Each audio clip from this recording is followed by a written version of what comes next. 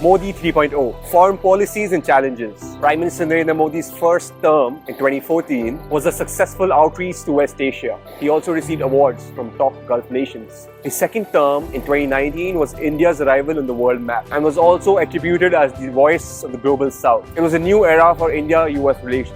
There's some questions we need to ask. What is the agenda for his third term? What will be the new focus? Will the Indo-Pacific be the final frontier? Let's uncover Modi's third term and highlight some focuses and challenges. It is a busy calendar for India. The new government will have to hit the ground running. This week, Prime Minister Modi will head to Italy for a G7 meeting. Meanwhile, the Foreign Minister will head to Russia for a BRICS meeting. And that probably sums up India's foreign stance. Then, US's top military advisor will be visiting New Delhi. That's National Security Advisor Jake Sullivan. After that, Narendra Modi will set out to another international forum, that is the SCO, Shanghai Cooperation Organization, which is hosted by Kazakhstan in July. And this is just the beginning of the busy calendar ahead. It's the same Prime Minister, with the same Foreign Minister, and with their same policy. Having said that, this is the new term, so the government must broaden their international policy. Modi's first term had focused on West Asia. These are some countries that Prime Minister visited: Saudi Arabia, Israel, Jordan, Palestine, Oman, UAE, Qatar. Some of these countries had given awards to the PM, like Palestine and Saudi Arabia. In his second term, Prime Minister Narendra Modi, he was invited by the US for a state visit. He was chief guest at France's National Day and also became a regular figure at G7 summits. And that's what brings us to the third term. What will Prime Minister Modi focus on? Now, he should focus on the East, especially the Indo-Pacific.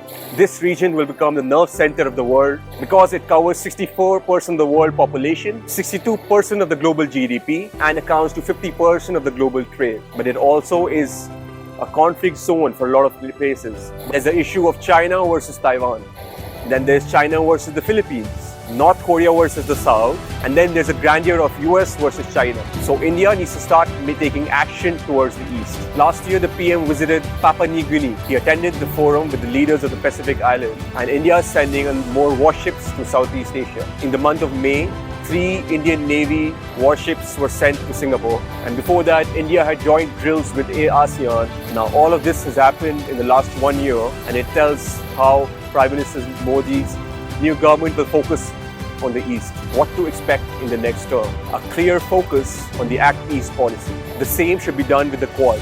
The Indo-Pacific has been blocked with multiple multilateral blocks. That is the essence of the Quad meeting, and the last one was held in 2023. This year, it's India's turn to host the summit since it's the election season in the US.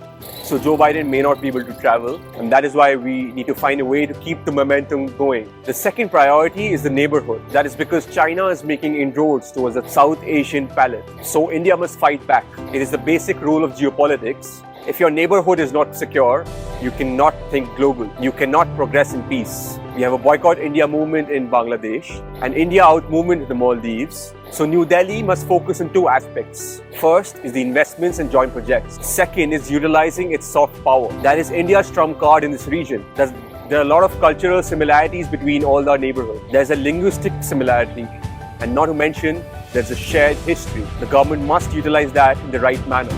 There's a growing perception that India's trying to act like a big brother. Maybe we'll have to look into that and correct that. These are the PM's 2 most important foreign policies. Now the question is, will the coalition hamper these goals? But there is one thing that PM Modi should be mindful of.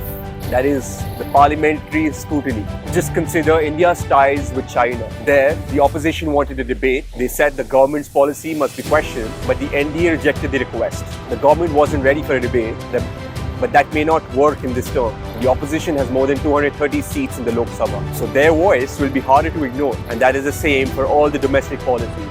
Let's see how the Prime Minister Modi and S.J. Shankar reacts to the opposition on foreign policy. Let me know what you think should be Prime Minister Narendra Modi's focus in the geopolitical front. Until then, keep reimagining yourself and know that the power of change lies within you.